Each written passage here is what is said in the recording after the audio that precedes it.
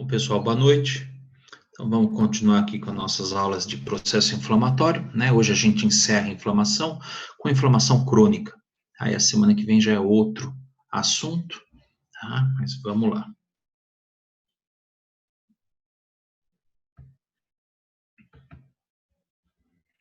Então, inflamação crônica, né? É aquela mais demorada para se resolver, é aquela que leva mais tempo para eliminar o patógeno e nem sempre a gente consegue eliminá-lo, né? Às vezes o patógeno ele não é eliminável, como é o caso das doenças autoimunes, que causam inflamação crônica também, né? Então, o cronos, né? A crônica vem de cronos, que em grego significa tempo. Então, é aquela mais demorada, é aquela que leva mais tempo para se resolver. E nem sempre há a garantia de que ela irá, né, se resolver, né? Em alguns casos, a inflamação crônica, ela acaba, né, persistindo por toda a vida do indivíduo. A maioria das doenças crônicas, elas persistem por muito tempo, né, acompanhando aí a sobrevida do paciente. Então, né, a definição de inflamação crônica é qualquer resposta inflamatória que dure dias, semanas, meses ou ano, né, sendo considerado como um processo crônico.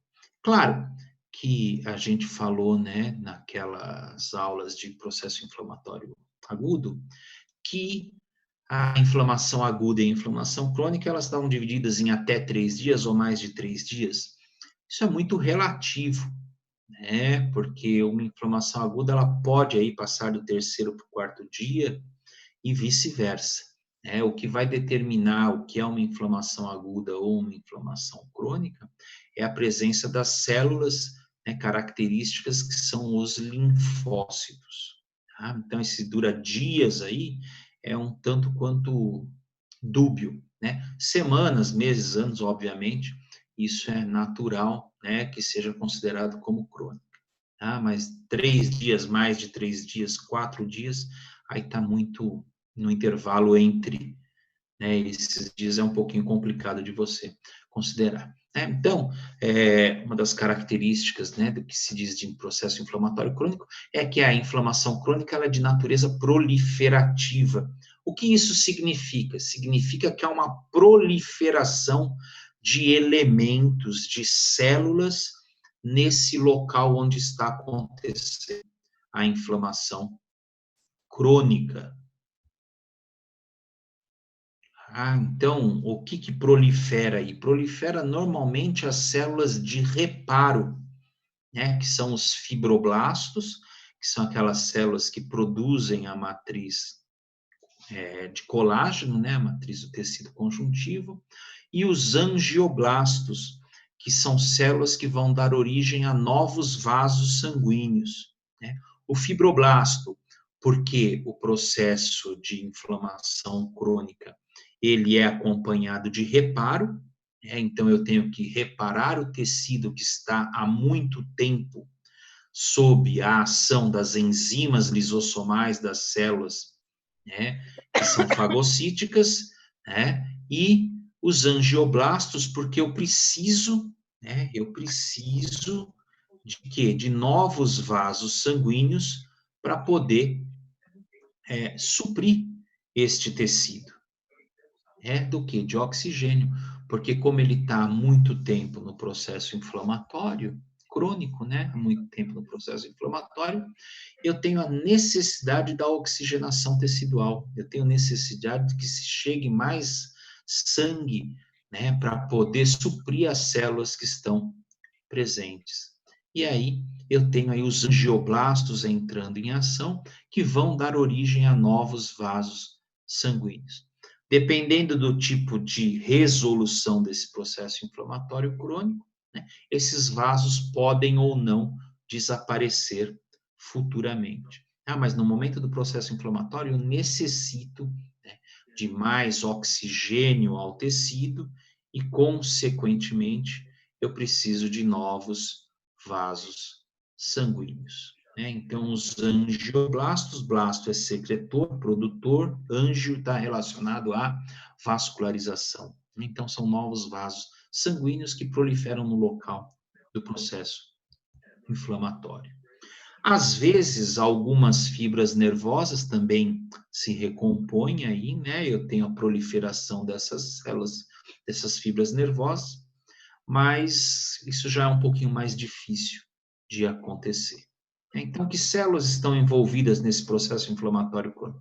Os macrófagos, né, que a gente está vindo, né, acompanhando desde o processo inflamatório agudo, né, no caso aí da inflamação crônica, eu tenho 2 tipos de macrófagos, o macrófago chamado de M1 e o macrófago chamado de M2, né? O macrófago M1, ele é pró-inflamatório, e o macrófago M2, ele é anti-inflamatório, né? O macrófago M1 é esse macrófago que a gente conhece, né, que vai lá para destruir o agente causal, o patógeno, que lança suas enzimas lisossomais no tecido para tentar destruir aí o nosso patógeno que está causando esse processo inflamatório crônico. E o macrófago anti-inflamatório é aquele macrófago que tem a função de retirar os restos teciduais, né, que não servem mais. Né, ele tenta eliminar essas células, né, para evitar que o processo inflamatório continue. Né? São tipos de macrófagos diferentes, né? É a mesma célula com atividades diferentes. O M1 é pró-inflamatório, então ele secreta substâncias que são as interleucinas, que causam o processo inflamatório. E o M2 é anti-inflamatório. Ele tenta resolver aí o problema, né? Retirando os excessos, as células mortas, os restos teciduais, que foram destruídos. Os plasmócitos são células que tiveram origem nos linfócitos B, né? Então eles estão presentes aí no nosso processo inflamatório crônico devido ao tempo, né? Lembrando aí, fazendo um bem bolado, a imunidade adquirida, ela também é tardia, né? Assim como o processo inflamatório crônico.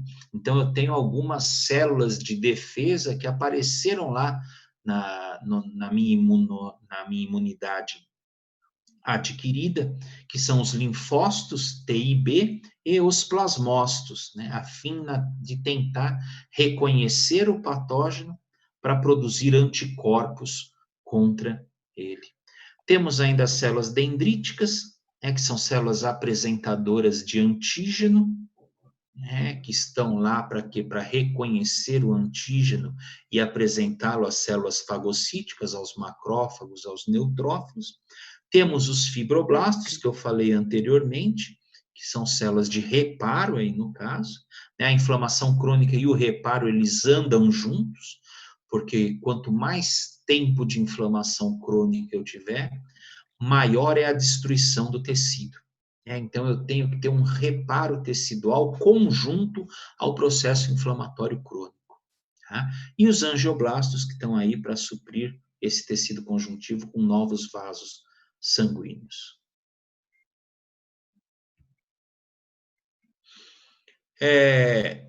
Muitas das doenças que a gente conhece atualmente, elas têm, né, uma etiologia de inflamação crônica. Elas apresentam características aí de processo inflamatório crônico. Então, olha aí, a artrite, a cirrose, a sífilis, a tuberculose, são substâncias que estão aí presentes, né, causando um processo inflamatório crônico.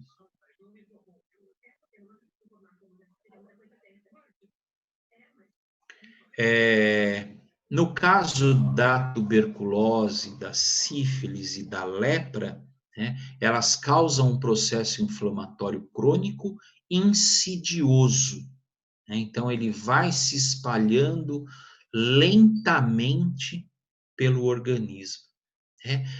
Esses três agentes causais, né, que é o bacilo de Koch, né, ou a Mycobacterium tuberculosis, né, o Treponema pallidum, que é o causador da sífilis, e o Mycobacterium leprae, que é causador da lepra, eles se instalam nos tecidos sem causar inflamação aguda.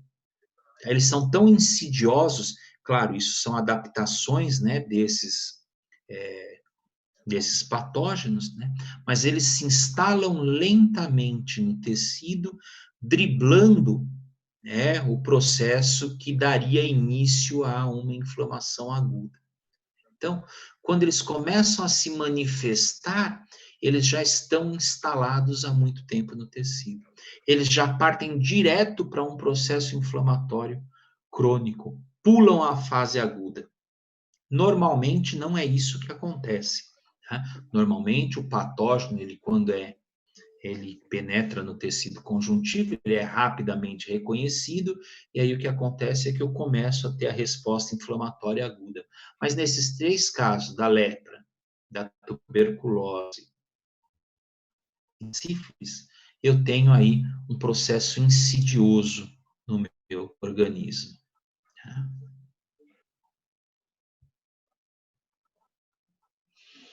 Continuando com as características do processo inflamatório, o que eu tenho? Eu tenho um caráter destrutivo desse processo inflamatório.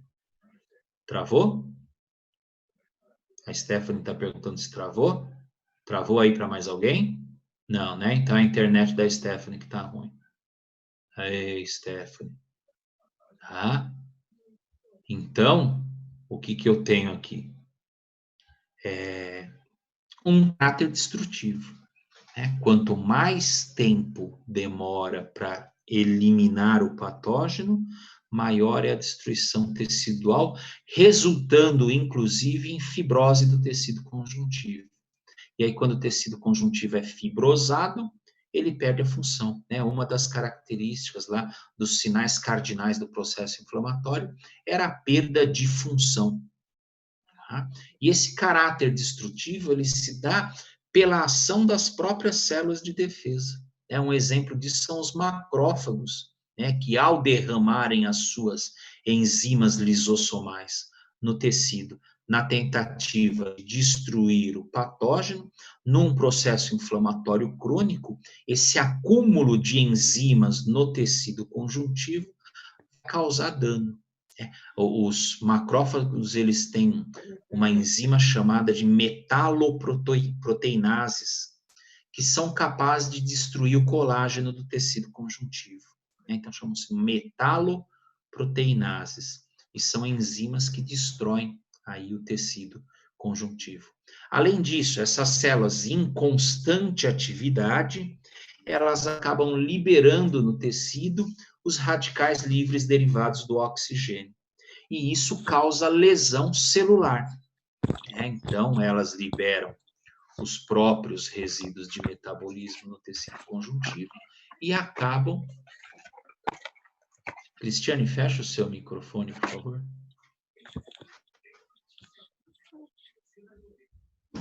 Obrigado.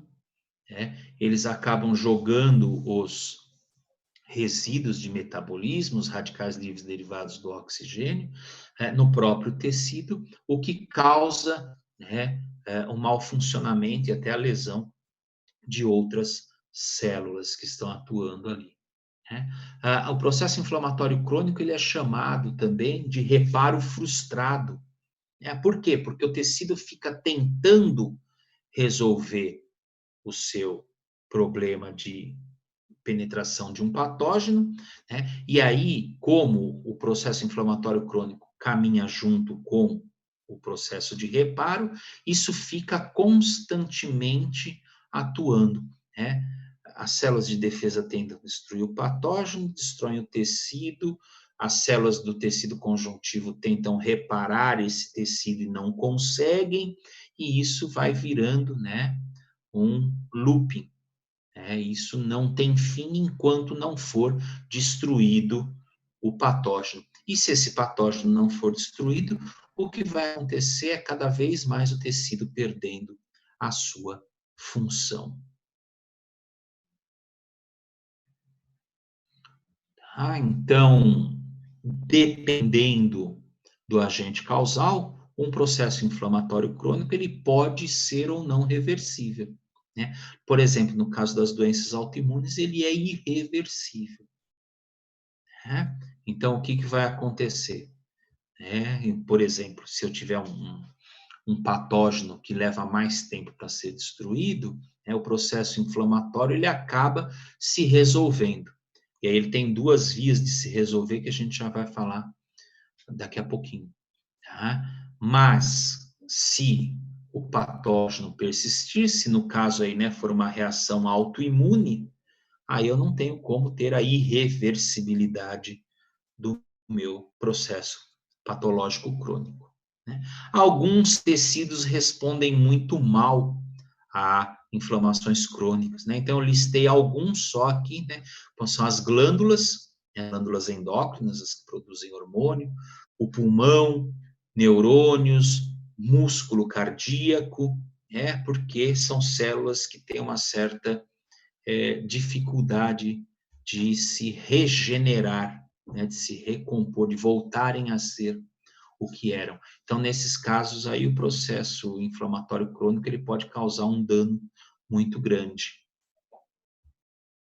As causas são diversas, Então, eu tenho como desde micro-organismos, a presença desses micro-organismos no tecido conjuntivo, até produtos e componentes de bactérias, a própria bactéria ou suas toxinas, corpos estranhos, aí são processos, mais demorados, se você pensar num corpo estranho não biológico, um pedaço de vidro, por exemplo, uma agulha, uma faca de madeira, isso já fica mais difícil de ser eliminado, causando aí o processo inflamatório crônico, E aí, nesses casos, você acaba tendo a contaminação do tecido por outros tipos de bactéria, que vai fazer o pus, que fica mais difícil ainda, né, de resolver o processo inflamatório crônico. Temos produtos do nosso próprio metabolismo, a gota é um exemplo clássico disso, né? Quer dizer, nós produzimos uma quantidade exagerada, né, de ácido úrico, e isso acaba cristalizando, né, dentro do tecido, dando origem a um processo inflamatório crônico muito doloroso, né, das articulações também, que causam aí um processo inflamatório crônico. E as próprias reações, né, de imunopatologia, né, que são as nossas reações ao que é próprio, tá? As doenças autoimunes aí no caso. O que pode acontecer com esse tecido? Em primeiro lugar, ele pode se regenerar. O próprio nome está dizendo regeneração. É voltar a ser o que era. Então, um tecido se regenera, ele no local onde havia o processo inflamatório crônico, existe as mesmas células que existiam anteriormente. Isso significa que o processo, né, patológico, aí, o processo de inflamação crônica, ele conseguiu, desculpem, eliminar o patógeno e o dano causado não era tão grande assim, podendo estabelecer o tecido, né? Ou eu tenho a cicatrização, né? Que é a substituição do tecido original pelo quê? Por colágeno, por uma cicatriz formada de tecido fibrótico, né? A tal da fibrose, que acaba causando aí a nossa cicatriz, a nossa conhecida cicatriz, né? Existe um outro tipo de tentativa de resolução, que é a formação de um granuloma. O que é um granuloma? Esses granulomas eles são causados naqueles casos em que o processo inflamatório ele é insidioso, né? Que sem passar pela inflamação aguda, já forma. Então, por exemplo, eu tenho um granuloma tuberculoso, tá? Que é muito comum, que é o quê? São as células de defesa que envolvem completamente o patógeno, né? Então elas se dispõem em volta deste patógeno. Muitas vezes esses macrófagos que estão ali presentes, eles se fundem uns aos outros, né? Formando células gigantes, que a gente chama de células gigantes de corpo estranho, né? Eles se unem em volta deste patógeno, isolando esse patógeno, tentando isolar este patógeno do restante do tecido. Aí eu tenho macrófago, eu tenho células NK, eu tenho linfócitos, todos eles formando uma barreira em volta do meu patógeno, evitando que ele prolifere pelo tecido. Quer dizer, você não consegue eliminar o patógeno, mas você tenta, de alguma forma, diminuir o quê? Diminuir a expansão desse patógeno ao longo do tecido.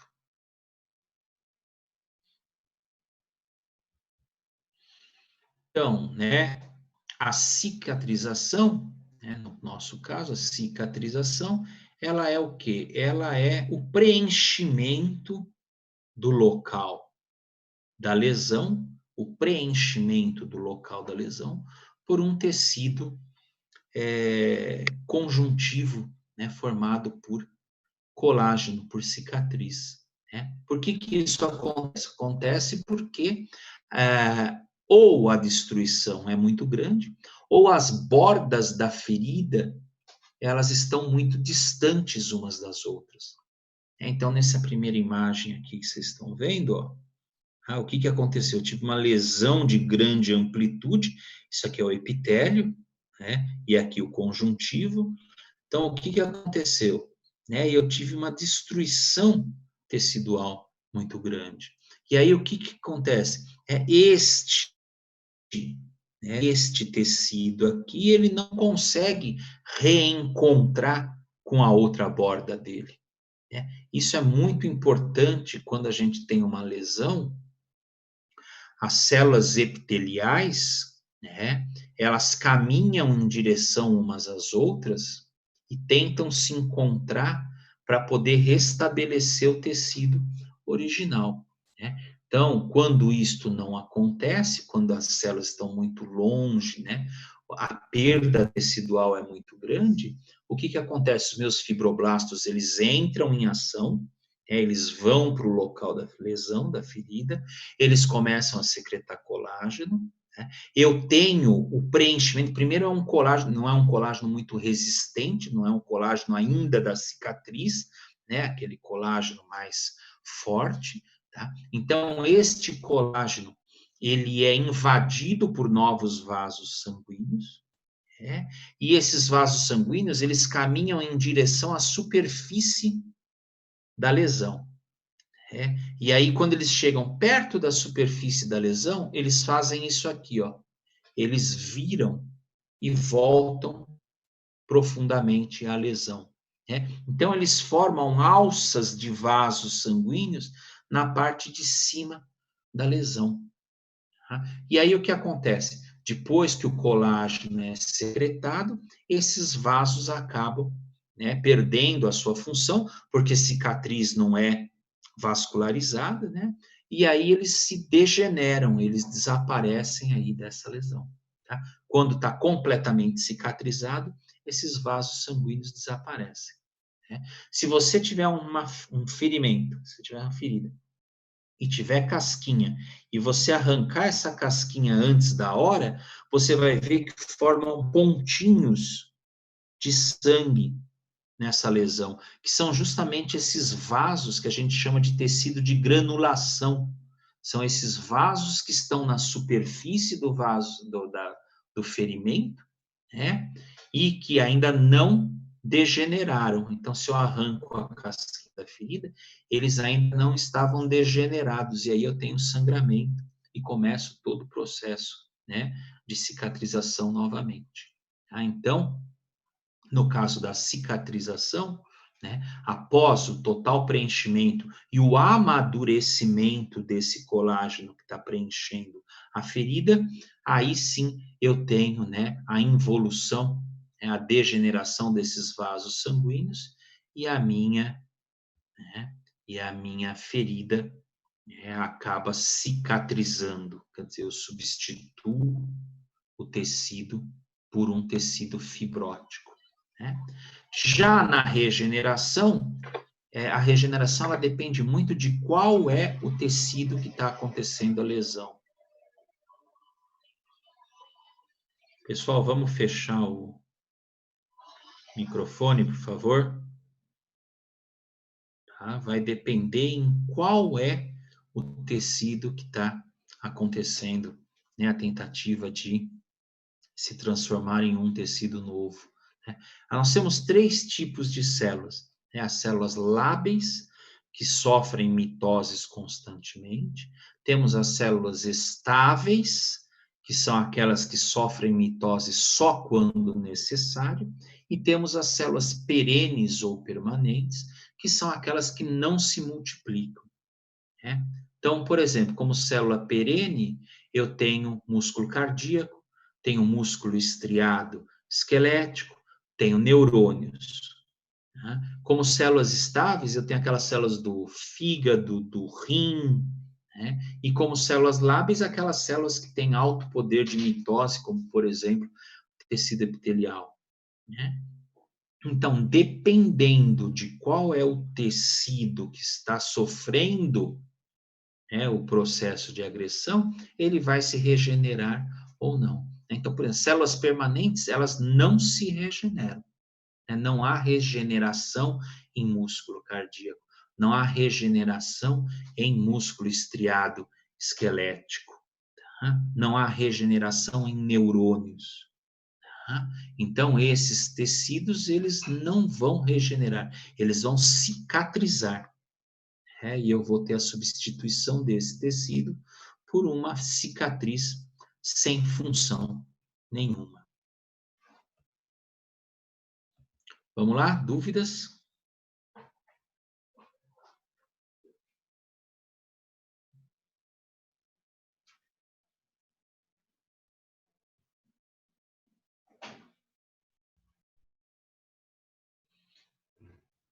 Nenhuma dúvida?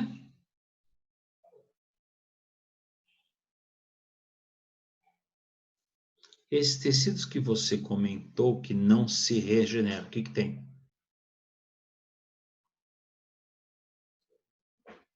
Bruno, continua a pergunta.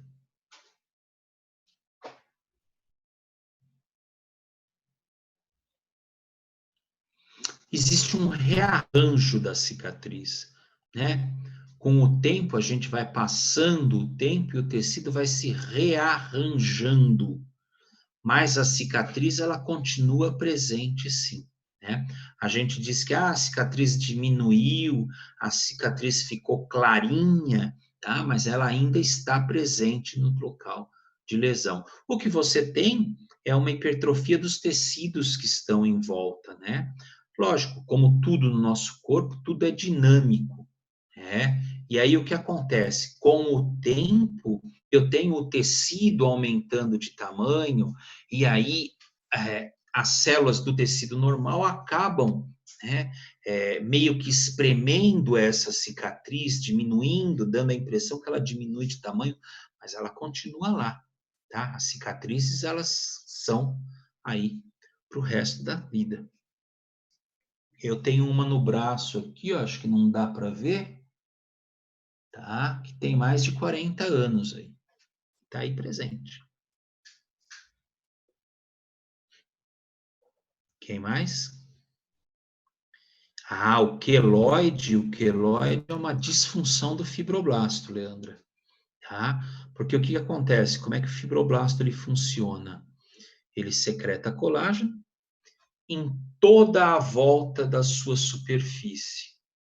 Então, ele vai secretando colágeno. Quando ele preenche todo o local em volta da superfície dele, ele diminui a sua atividade. Em indivíduos que têm a propensão a apresentar queloide, isso não acontece. Tá? O fibroblasto ele continua produzindo colágeno, a cicatriz aí no caso, constantemente. Então eu tenho uma cicatriz de grandes proporções, que a gente chama de cicatriz hipertrófica, né? E esse indivíduo, ele fica, dependendo da onde é, né, esse queloide, ele pode até ficar desfigurado, né? Causa uma má impressão esse queloide. E aí precisa tomar cuidado, porque indivíduos que apresentam queloide, se machucarem, vão apresentar queloide em qualquer região do corpo, tá? Mas é uma disfunção, no caso aí, de atividade do meu fibroblasto. O pessoal tenta diminuir, né, os queloides com laser, tá? Dependendo do tamanho do queloide, dependendo do quanto você é suscetível a ter queloide, o laser às vezes funciona bem aí, né, na destruição né, no caso desse queloide. Um queloide ocorre apenas na pele? Não, em todo o tecido conjuntivo, Bruno. Cicatriz é característica de tecido conjuntivo. Então, onde tiver tecido conjuntivo, vai apresentar. O cicatricure, ele é uma enzima, né? Ele é uma colagenase, de certa maneira. Então, ele diminui, sim, né, o aspecto dessas cicatrizes maiores. Ele ajuda, sim. Tá falando, envolve o que... Esse queloide envolve que pode... Isso, exatamente. Né? Quem tem aí, quem coloca piercing, às vezes apresenta queloide, né? E tem que usar uma pomadinha aí para dar uma melhorada. Não, estrias, elas são os rompimentos de colágeno, tá? Não é uma cicatriz, é rompimento de colágeno. É ao contrário, né? Eu tenho a destruição do colágeno e que acaba causando essas estrias. Normalmente é quando o tecido se distende muito ou muito rapidamente, né? Essas crianças que crescem assim de uma hora para outra, normalmente elas apresentam essas estrias por causa do esporão, né, do crescimento muito rápido. E as mulheres gestantes, né, por exemplo, também, que por causa da distensão da pele, né, aí no caso, podem apresentar o rompimento dessas fibras colágenas e apresentar as estrias.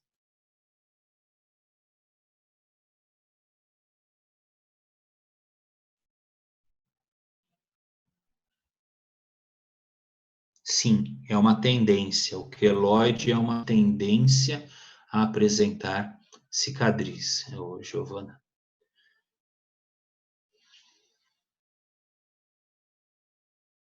Sim, vão apresentar. A Leandra está perguntando. Sim, Leandra, porque a cicatriz ela não é só externa, né? Ela não é só do lado da pele, do lado de fora, né, do corpo. Ela também envolve o tecido conjuntivo.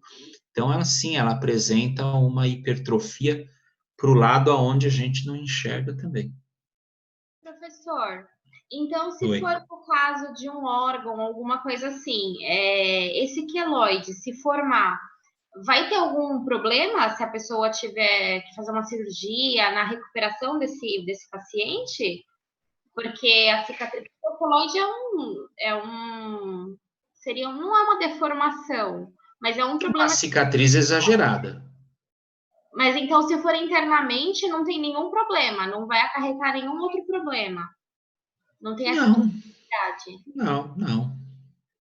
Tem problema nenhum. Tá, obrigada. Nada.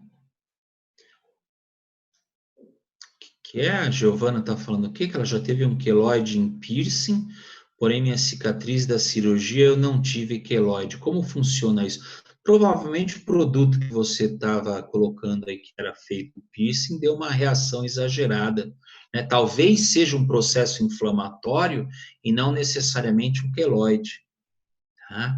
Tanto é que para alguns tipos de piercing, o tatuador aí, né, no caso, a pessoa que coloca o piercing, manda você usar, né, algumas pomadas antibióticas, que é para evitar aí um processo inflamatório por causa de contaminação do local. Peraí, gente, peraí, vocês estão enchendo de perguntas, eu não estou conseguindo ver, tá passando muito rápido aqui. Ah, professor, já ouvi dizer que se coçar a barriga estando grávida, pode aumentar a chance de ter estrias. Só se você for o Wolverine, né? Aí, se você coçar a barriga sendo Wolverine, provavelmente vai ter um problema seríssimo aí de estria. Não, Não, nada a ver, tá? Ô, Letícia, é que eu não ia perder a piada, né? Tá, mas não.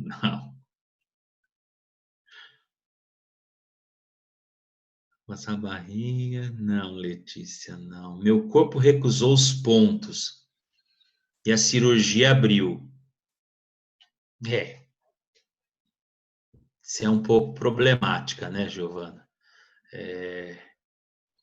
Realmente foi reconhecido como corpo estranho, né? Mesmo usando um ponto cirúrgico, né, que não deveria causar esse tipo de reação, às vezes acontece, tá? E aí o organismo reconheceu como estranho e expulsou.